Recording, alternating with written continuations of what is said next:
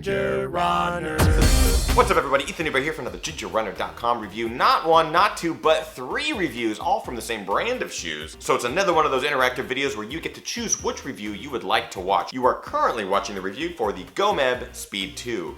Oh, those just look fast. If you would like to watch one of the other two reviews, all you have to do is click one of the shoes, the Go Run Ultra or the Go Run 3. Take your pick. Or stick around for the GoMeb Speed 2. You're staying! Here's the deal.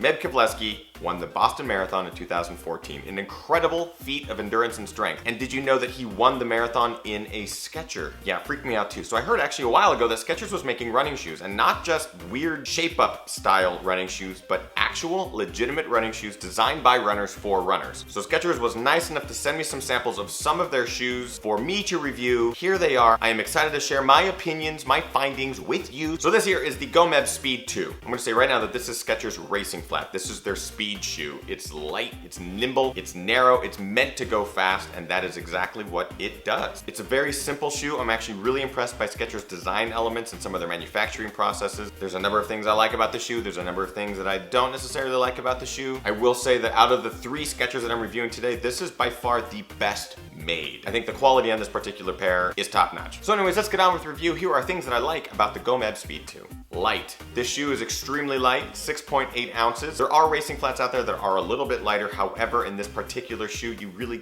don't feel it on your feet. All the elements come together in a really nice, light, comfortable package. Built for speed. I mean, this shoe is designed like a racing flat. There's a stiff strobo board running the length of the shoe, as well as a more stiff, responsive EVA. I feel like it's a bit different composition of Resilite midsole material compared to the other shoes I'm reviewing today. It's a little bit more responsive, a little bit stiffer, but that makes for a really fast ride, a really quick turnover. It makes you just want to move forward and run fast. And who knows, maybe you'll win the Boston Marathon.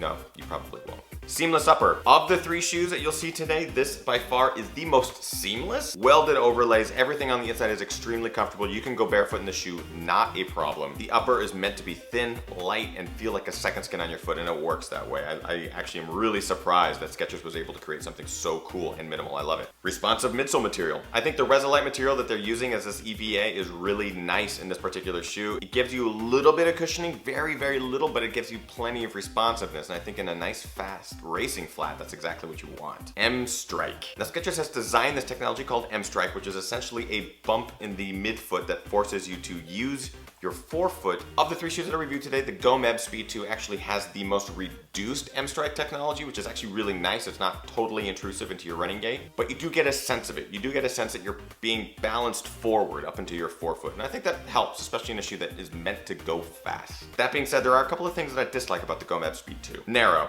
Of the three shoes, this is by far the most narrow. I get it, it's a racing flat, but some people have wider feet. I have normal width feet, but I like a nice wide toe box. I like my toes to splay. So those of you who do have wide feet, you're gonna run into some issues. Aggressive ride. Now, being a racing flat and being a bigger guy, I don't necessarily get along with it very well. And in this particular case, the ride becomes a little bit aggressive on the longer runs. My feet get fatigued. If I put more miles into this, I'm about 30 miles into this shoe, I'm sure that my feet will get used to it. But I think with such an aggressive ride, it actually takes me into my next dislike, which is workout specific. This shoe has a very specific purpose. It is meant to go fast. It is meant to go fast for shorter distances, though if you are like Meb, you can run a marathon on this thing and then win it. I, however, could not. I'm a bigger guy. If you are a bigger human being, this might not be the shoe for you. If you're light and nimble and can run really fast, I think this shoe will definitely take you the distance. But for me, I can see myself maybe running a 5 or 10K in the shoe before it really begins to become a little bit bothersome on my feet, or my feet just begin to get too fatigued. And finally, I have to put this one out there, and that is branding. I'm having a hard time getting over the fact that Skechers, a brand that I have known to make more cheap, lower end shoes, is making high-end performance running shoes. That gap in my mind has yet to be bridged. Even though I've run in these shoes and I like them, it's a tough hurdle for Skechers performance to get over,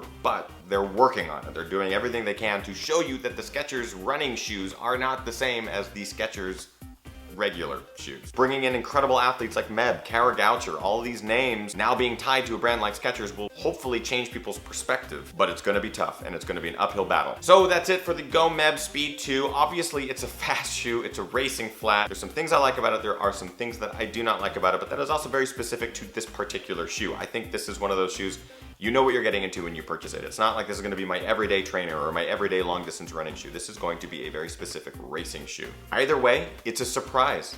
and a good surprise. So let's get on with the points.